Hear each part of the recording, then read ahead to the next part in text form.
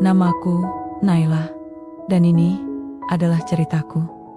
Aku seorang janda, kaya raya. Rumahku berdiri megah dengan pilar marmer menjulang, mobil mewah berjejer di garasi, dan perhiasan berkilau memenuhi laci riasanku. Setiap kali aku melangkah keluar rumah, aku selalu merasa dunia menatapku dengan kagum. Orang-orang menyebutku wanita mandiri yang sukses. Bagiku, uang bisa membeli segalanya. Aku tak pernah pusing memikirkan harga barang, tak pernah berpikir untuk menawar. Kalau mau, ya beli. Kalau bosan, ya buang. Aku merasa uangku tak akan pernah habis, meski sebenarnya aku jarang benar-benar menghitungnya. Hari itu, aku sedang duduk santai di ruang tamu, ketika suara bel pintu berbunyi. Suara seorang pria terdengar dari luar pagar. Begitu pintu pagar terbuka, kulihat seorang pria sederhana dengan kaos kusam. Ia memanggul galon air aqua. Taruh saja di dapur, ucapku dingin, sambil menutup hidungku, karena ia berkeringat. Pria itu hanya tersenyum kecil, lalu melangkah masuk dengan sopan. Berapa? 25.000, Bu. Ambil saja kembaliannya. Uang kecil hanya bikin dompet penuh. Maaf, Bu. Saya tidak bisa ambil lebih. Saya kembalikan sisanya ya. Biasanya, siapapun yang kuberi uang lebih, pasti menerimanya dengan senyum lebar. Tapi tukang galon ini berani menolak. Bagaimana bisa? Seorang tukang galon menolak uang lebih. Bukankah seharusnya ia senang? Saat ia kembali keluar pagar, aku masih berdiri di depan pintu, menatap punggungnya yang menjauh, sambil mengangkat galon lain ke sepeda motor tuanya. Setiap kali aku menutup mata, aku seperti melihat tukang galon itu menatapku dengan tenang. Apa-apaan ini? Aku seorang wanita yang punya segalanya. Kok bisa kepikiran seorang tukang galon? Aku mencoba menepis pikiran itu dengan memanjakan diri. Hari itu, aku memanggil Prias ke rumah untuk touch-up ringan, lalu bersiap ke acara arisan bersama teman-temanku. Mobil mewahku melaju mulus menuju sebuah kafe elegan di pusat kota. Di sana, aku kembali larut dalam lingkaran yang selalu membuatku merasa berada di atas awan. Obrolan soal liburan ke luar negeri, tas branded terbaru, hingga gosip saham yang katanya sedang naik daun. Aku tertawa. Aku ikut pamer, tapi di tengah keramaian itu, aku kembali teringat wajahnya. Senyum yang sederhana sekali, dan anehnya, aku merasa risih, seakan senyum itu sedang berkata, apa gunanya semua ini, kalau hatimu kosong? Keesokan harinya, kejadian tak terduga membuatku bertemu lagi dengannya. Pagi-pagi, aku sedang memarahi asisten rumah tanggaku. Dia lupa memesan sayuran organik dari supermarket langgananku. Dengan kesal, aku memutuskan pergi sendiri ke pasar tradisional, tempat yang sudah lama tak pernah kusambangi.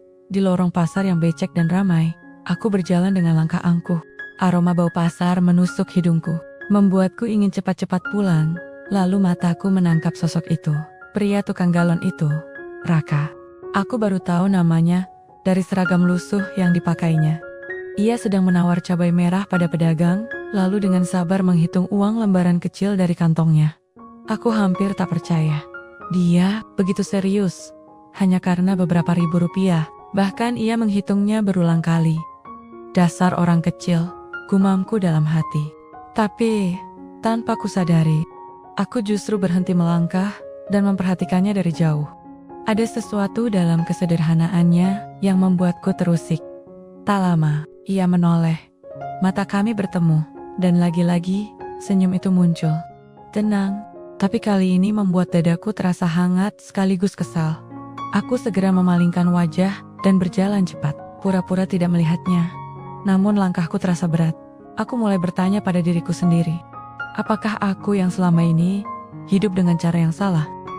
Pertanyaan itu masih berputar-putar di kepalaku. Bahkan, setelah aku meninggalkan pasar, aku mencoba menepisnya dengan menyalakan musik keras-keras di mobil. Tapi entah kenapa, bayangan Raka sedang menghitung uang receh terus menghantui pikiranku.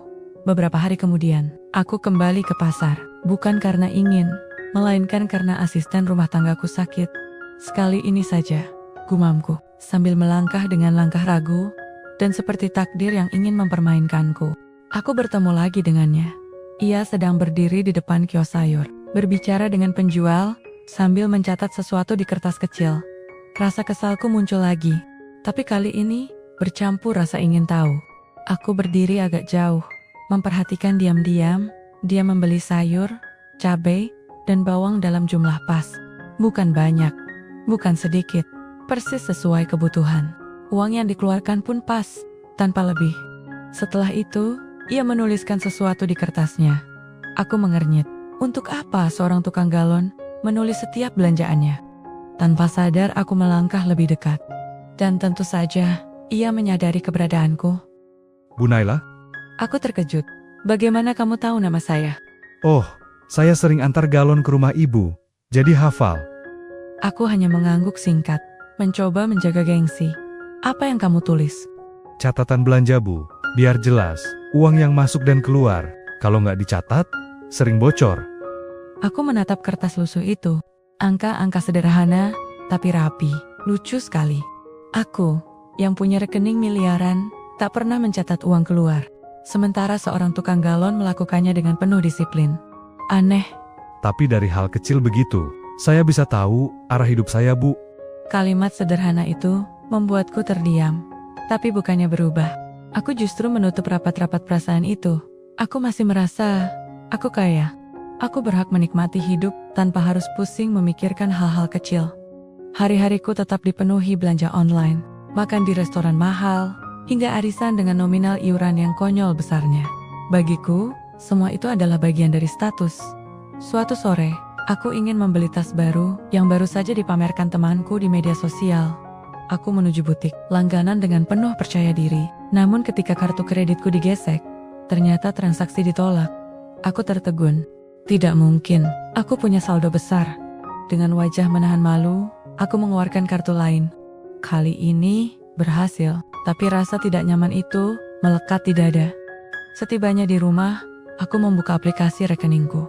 Dan saat melihat angka di layar, jantungku berdegup kencang.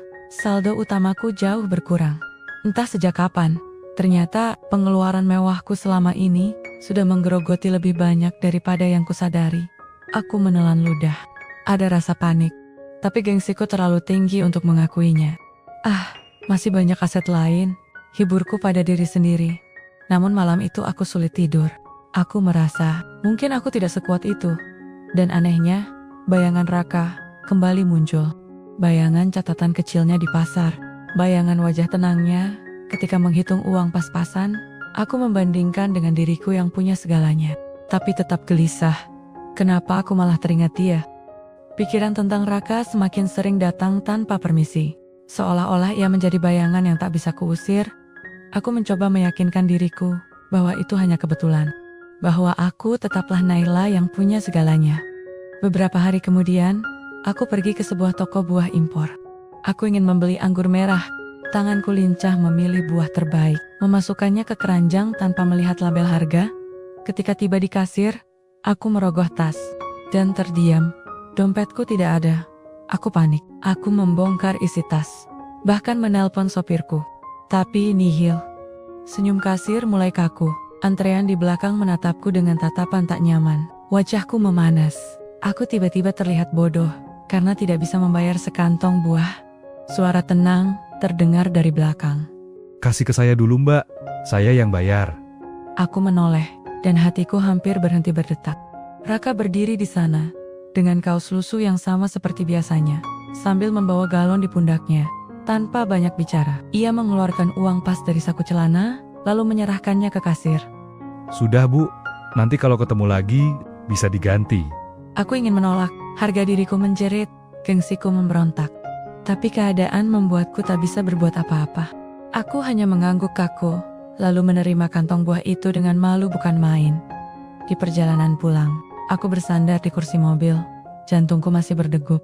Aku tidak habis pikir, bagaimana mungkin seorang tukang galon dengan uang yang pas-pasan bisa menyelamatkan harga diriku di depan orang banyak? Dan lebih mengejutkan lagi, ia melakukannya tanpa sedikit pun terlihat ingin pamer. Sejak kejadian di toko buah itu, pikiranku tak bisa lepas dari sosok Raka. Bukan hanya karena ia menolongku, tapi juga karena sikapnya yang aneh. Sederhana, tenang, dan seolah tidak pernah terguncang oleh uang. Aku mulai bertanya-tanya, bagaimana ia bisa hidup dengan begitu sedikit, tapi terlihat begitu cukup. Rasa penasaranku berubah jadi dorongan. Suatu pagi, saat ia datang mengantar galon, Aku sengaja berdiri di teras lebih lama, memperhatikan gerak-geriknya. Setelah menaruh galon, ia menghitung uang dengan teliti, lalu mencatat sesuatu di buku kecilnya. Masih sempat catat catatan begitu? Tanyaku sinis, pura-pura tidak peduli. Kalau nggak dicatat, uangnya hilang, entah kemana. Saya kan harus tahu berapa yang masuk, berapa yang keluar. Aku tidak menjawab, tapi dalam hati, aku kagum. Sementara aku sendiri, bahkan tidak tahu kemana perginya ratusan juta tiap bulannya. Ingin tahuku semakin menjadi. Beberapa hari kemudian, aku benar-benar nekat. Aku menyuruh sopir pelan-pelan mengikuti motor tuanya dari jauh. Dan, apa yang kulihat membuatku terdiam. Raka berhenti di sebuah warung sederhana. Ia makan dengan tenang, membayar dengan uang pas, lalu kembali mencatat di bukunya. Setelah itu, ia mampir ke sebuah kios kecil. Dan aku nyaris tidak percaya, ia menyetor sejumlah uang ke kotak tabungan bambu, bergambar celengan ayam. Aku hampir tertawa. Tukang galon menabung di warung kecil. Di sisi lain, aku juga tertegun. Aku hanya terbiasa bertransaksi besar, mengejar gengsi, dan jarang memikirkan aliran uang receh. Sementara pria sederhana itu, dengan uang secuil, bisa menyisihkan untuk masa depan. Aku mulai merasa iri pada cara seseorang yang jauh lebih miskin dariku. Perasaan itu menghantui pikiranku berhari-hari. Aku ingin mengakuinya, tapi gengsiku terlalu besar. Bagaimana mungkin seorang Naila dengan rumah megah dan mobil mewah bisa kagum pada seorang tukang galon? Aku mencoba menepisnya dengan aktivitas biasa. Belanja online, nongkrong di kafe, arisan. Tapi setiap kali kartu debitku berbunyi, saldo berkurang. Aku teringat catatan kecil Raka. Setiap kali aku memesan makanan berlebihan, lalu menyisakan banyak, aku teringat cara Raka makan secukupnya dan membayar dengan uang pas. Dan setiap kali aku menatap perhiasan di laci, aku bertanya-tanya, benarkah semua ini membuatku tenang? Suatu sore, aku sengaja duduk di taman rumah sambil menikmati kopi. Raka datang, memanggul galon seperti biasa. Aku memperhatikannya lebih lama, keringat di dahinya, napasnya yang berat, tapi juga wajahnya yang tetap tenang. Apa nggak capek kerja begitu setiap hari? Tanyaku tiba-tiba. Capek, Bu. Tapi, lebih capek lagi kalau nggak punya penghasilan. Jawaban itu terlalu sederhana, tapi juga terlalu jujur. Aku ingin berkata, uang bisa dicari dengan mudah kalau punya modal, tapi lidahku keluh. Karena jauh di dalam hati, aku tahu, aku hanya beruntung mewarisi harta, bukan benar-benar berjuang dari nol. Sepertinya, rasa kagum itu tumbuh. Tapi aku buru-buru menekannya. Aku bangkit dari kursi, menegakkan kepala dan berkata dingin, sudahlah, taruh saja di dapur. Raka mengangguk sopan, lalu pergi. Tapi saat punggungnya menghilang di balik pagar, aku masih terpaku, kagum, dan aku membencinya. Bukan karena dia salah, tapi karena gengsiku tak mengizinkan aku mengakui kebenaran yang kulihat. Aku masih berdiri di teras rumah ketika sebuah telepon masuk dari sepupuku, Arman, yang selama ini mengurus sebagian bisnis keluarga. Nay, kita ada masalah besar, investasi di proyek properti itu. Ternyata macet, dana kita tersangkut. Apa maksudmu? Bukankah itu proyek yang katanya pasti untung? Itu hanya janji manis, nak. Sekarang kita bahkan harus menutupi cicilan bank karena sebagian modal pakai pinjaman. Aku merasa seluruh dunia berguncang. Selama ini aku selalu percaya pada orang-orang di lingkaran arisan, teman-teman kaya raya yang suka pamer proyek baru. Tanpa pikir panjang, aku ikut menaruh uang. Karena aku pikir, apa yang mereka lakukan pasti benar. Ternyata tidak. Hari-hari berikutnya menjadi penuh tekanan. Telepon terus berdatangan. Dari bank, dari rekan bisnis, bahkan dari karyawan yang cemas. Aku mulai sulit tidur, makan pun tak enak. Aku, Naila yang selalu tampak sempurna, perlahan goyah. Dan lagi-lagi, sosok Raka muncul di pikiranku. Dengan wajah tenangnya, dengan catatan kecilnya, dengan kebiasaannya menghitung rupiah demi rupiah. Aneh sekali, aku yang bergelimang harta justru kacau. Dia yang hidup sederhana, justru tampak damai. Sore itu, saat Raka datang mengantar galon, aku hanya bisa menatapnya dalam diam. Suaranya terdengar biasa saja. Ini galonnya, Bu. Seperti biasa, 25.000. Tanganku agak gemetar saat memberikan uang. Aku menyadari, jumlah sekecil itu, bagiku mungkin remeh. Tapi baginya, adalah hasil kerja keras yang nyata. Dan aku mulai bertanya-tanya dalam hati. Mungkin, selama ini, akulah yang salah menilai arti uang. Kalimat itu terus menempel di kepalaku sepanjang malam. Aku terbaring di ranjang empuk, tapi pikiranku gelisah. Bayangan tentang proyek yang macet, cicilan yang menumpuk, dan uang yang hilang. Bercampur dengan bayangan Raka yang tenang, menghitung recehannya di buku kecil.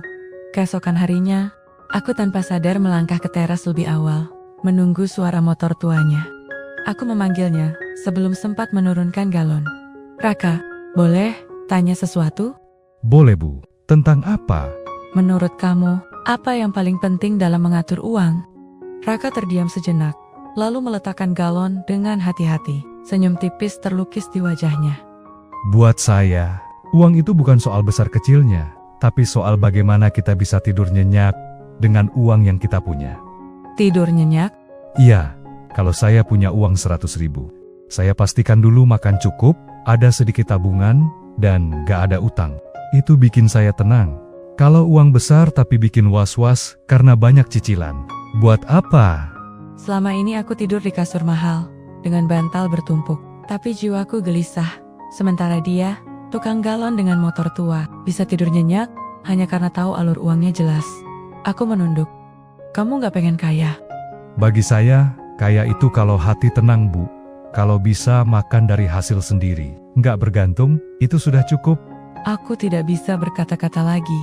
Ada sesuatu dalam diriku yang perlahan retak. Bukan retakan karena harta yang hilang, tapi karena kebenaran yang mulai merobohkan tembok gengsiku sendiri. Malam itu aku duduk sendirian di ruang kerja, menatap laptop yang penuh laporan keuangan dari bisnis keluarga. Angka-angka besar, berderet, tapi entah mengapa, semua itu terasa hampa. Pikiranku malah melayang pada buku lusuh milik Raka, buku kecil yang sederhana, tapi seolah menyimpan rahasia yang bahkan tak kupelajari di seminar finansial sekalipun. Keesokan harinya, aku memberanikan diri. Saat Raka mengantar galon, "Raka, boleh lihat buku catatanmu sebentar?" Ia terlihat bingung, tapi akhirnya mengangguk. Dari sakunya ia mengeluarkan buku kecil dengan sampul kusam. Aku membukanya. Di dalamnya tertulis rapi. Uang masuk dari antar galon. Uang keluar untuk makan, bensin, cicilan motor. Yang paling membuatku tertegun, kolom kecil bertuliskan, tabungan 20.000. Aku menatapnya. "Kamu nabung segini setiap hari?" Iya, Bu. Nggak banyak. Tapi kalau konsisten, lama-lama jadi juga. Saya percaya, uang kecil kalau disiplin bisa lebih kuat daripada uang besar yang boros. Seumur hidup, aku tak pernah menabung 100.000 pun dengan disiplin. Semua langsung dipakai belanja, arisan, investasi ikut-ikutan. Kini aku merasa seperti murid yang duduk di depan seorang guru. Seorang guru yang tak pernah kubayangkan. Sore itu, aku membeli sebuah buku kecil. Aku menuliskan, uang keluar. Belanja online 2 juta, dan aku menulisnya dengan tangan gemetar. Lucu sekali, jumlahnya jauh berbeda dari catatan Raka. Tapi aku sadar, kalau aku tak belajar menuliskan, aku takkan pernah benar-benar tahu uangku hilang kemana. Malam itu aku menutup buku catatan baruku dengan perasaan aneh. Aku yang terbiasa mengurus transaksi ratusan juta, kini justru kikuk menulis pengeluaran pribadi seperti anak sekolah belajar berhitung. Keesokan harinya, aku mencoba lagi. Sarapan di kafe 150.000, ongkos supir 100.000, belanja bunga 250.000. Aku menatap angka-angka itu. Baru sehari, totalnya sudah 500 juta. Entah kenapa aku merasa malu. Malu pada diriku sendiri, dan entah kenapa juga, malu pada Raka. Sore itu, saat ia datang mengantar galon, aku refleks menyembunyikan buku kecil itu di balik majalah. Tapi Raka sempat melihat. Ia tersenyum, seolah tahu sesuatu. Mulai nyatat juga ya, Bu? Aku cepat-cepat menjawab dengan nada dingin. "Bukan urusanmu." Namun, begitu ia pergi, aku malah tersenyum kecil. Rasanya seperti anak kecil yang ketahuan sedang belajar menulis oleh gurunya, dan entah bagaimana, hatiku jadi hangat. Hari-hari berikutnya, aku semakin rajin menulis. Awalnya berat, bahkan melelahkan. Aku sering menghela napas panjang saat melihat betapa borosnya diriku. Perlahan, aku mulai menikmati proses itu. Setiap angka yang kutulis, seolah menjadi cermin. Dan untuk pertama kalinya, aku benar-benar berani bercermin pada diriku sendiri. Aku mulai membatasi belanja online, menolak ajakan arisan mahal, bahkan membawa bekal kecil kalau bepergian. Kebiasaan itu memang terasa canggung, tapi juga melegakan. Di balik semua itu aku tahu, Ada satu orang yang diam-diam jadi alasanku bertahan. Pria sederhana yang tanpa sadar telah membuatku belajar kembali dari awal. Awalnya kupikir perubahan kecil itu tidak akan ada yang memperhatikan. Tapi ternyata orang-orang di sekitarku mulai menyadari. "Bu Naila, kok sekarang jarang ikut arisan?" tanya salah satu temanku dengan nada penasaran. "Lagi pengen fokus ke hal lain." Mereka saling pandang, seolah tak percaya. Bahkan, sopirku pun berkomentar saat aku tiba-tiba membawa bekal roti dari rumah. Biasanya ibu sarapan di hotel. Kok sekarang sederhana sekali? Aku pura-pura tak mendengarnya. Yang paling kaget, tentu pembantu rumah tanggaku. Ia melihatku duduk di ruang tamu, sambil menulis sesuatu di buku kecil. "Loh Bu, Ibu lagi ngapain? Biasanya kan tinggal kasih kartu." Aku tertawa kecil, menutup buku itu. Aku tahu mereka semua heran. Seorang janda kaya raya yang biasanya hidup glamor, tiba-tiba jadi hemat, bahkan menolak undangan pesta. Tapi anehnya, aku justru merasa ringan. Namun, tidak semua orang senang melihat perubahan ini. Arman sepupuku mulai mengeluh. Nay, kenapa kamu berhenti setoran ke proyek kita? Investor lain bakal curiga kalau kamu tiba-tiba tarik diri. Aku cuma gak mau nambah masalah, Man. Kita sudah cukup repot dengan yang sekarang. Arman mendesah, jelas kecewa. Aku tahu, langkahku akan membuatku kehilangan sebagian lingkaran sosialku. Tapi aku tidak peduli. Aku lebih peduli pada ketenangan yang mulai kurasakan. Dan setiap kali aku membuka buku catatanku, aku selalu teringat wajah Raka. Wajah sederhana, tapi penuh keteguhan. Hari itu, telepon dari bank membuat kepalaku pening. Tagihan cicilan proyek macet semakin menekan, sementara Arman terus mendesak mencari tambahan modal. Aku merasa terjebak. Setelah menutup telepon, aku duduk di taman, memeluk buku catatanku erat-erat. Entah kenapa, mataku panas. Saat itulah suara motor tua terdengar. Raka datang, seperti biasa dengan galon di pundaknya. Aku buru-buru menghapus air mata. Bu Naila, ibu nggak apa-apa. Aku menggeleng berusaha tegar, tapi suaraku bergetar. Kenapa rasanya uang sebanyak apapun tetap nggak pernah cukup? Kenapa aku selalu takut kehilangan semuanya? Mungkin karena uang buat ibu itu masih jadi ukuran kebahagiaan. Kalau uang jadi tujuan, ya akan selalu kurang. Tapi kalau uang jadi alat, hati lebih tenang. Kata-katanya menembus hatiku yang lelah. Aku tidak melihatnya sebagai tukang galon. Aku melihatnya sebagai seseorang yang kuat, meski hidupnya jauh lebih berat dariku. Aku menunduk, suaraku nyaris berbisik. "Raka, aku capek." Kalau capek, istirahatlah Bu. Jangan bebani diri dengan hal yang di luar kendali. Mulai dari hal kecil, itu sudah cukup. Sore itu, aku merasa ada sesuatu yang berubah. Bukan hanya tentang cara pandangku terhadap uang, tapi juga tentang hatiku sendiri. Sejak sore itu, aku mulai melihat Raka dengan cara yang berbeda. Ada sesuatu dalam dirinya yang membuat hatiku tenang. Sesuatu yang tidak pernah bisa kubeli dengan kartu kredit ataupun emas berlian. Aku mulai menantikan suara motor tuanya setiap beberapa hari sekali. Bahkan tanpa sadar, aku menyiapkan teh hangat setiap kali ia datang. Awalnya ia menolak sopan, tapi lama-lama terbiasa. Kami pun sering berbincang ringan tentang keluarganya di kampung, tentang mimpinya ingin membuka usaha warung kecil, bahkan tentang bunga yang tumbuh di halaman rumahku. Setiap kali ia bercerita, aku mendengarkan dengan saksama, dan setiap kali aku tertawa pada candanya. Aku merasa jauh lebih hidup daripada saat menghadiri pesta glamor yang penuh tawa palsu. Aku menyadari sesuatu, hatiku yang lama kosong mulai terisi, bukan oleh kemewahan, bukan oleh status sosial, tapi oleh ketulusan. Namun, rasa itu juga membuatku takut. Aku janda kaya raya. Benarkah pantas menyukai seorang tukang galon?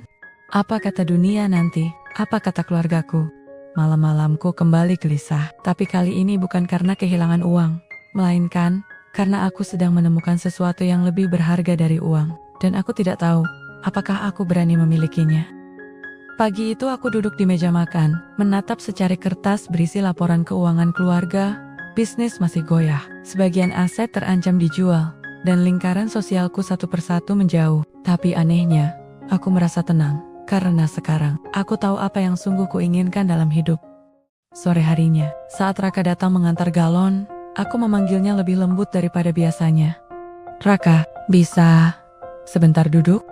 Ia tampak ragu, tapi menurut aku menarik napas panjang. Aku sudah lama hidup bergelimang harta, tapi hatiku kosong. Baru belakangan ini aku sadar, ada yang lebih penting daripada uang. Aku ingin belajar hidup sederhana, jujur, dan tenang, seperti kamu. Bu Naila, jangan bercanda. Saya ini cuma tukang galon. Aku tersenyum, dan akhirnya gengsi itu benar-benar runtuh. Kamu telah membuatku sadar arti sebenarnya dari hidup. Aku ingin menjalani hidup bersamamu. Kalau kamu mau. Angin sore berhembus pelan. Daun-daun di taman ikut bergetar. Jantungku berdebar tak karuan, menunggu jawabannya. Raka menatapku dengan mata yang berkaca-kaca. Saya ini miskin, Bu. Saya nggak punya apa-apa. Justru karena kamu gak punya apa-apa. Kebahagiaan itu tidak butuh banyak. Yang aku butuh hanya hati yang tulus. Dan saat itu, Raka mengangguk dengan ragu, tapi juga dengan ketulusan yang begitu nyata. Tanpa kusadari, air mataku jatuh. Bukan karena kehilangan harta, tapi karena akhirnya aku menemukan sesuatu yang jauh lebih berharga.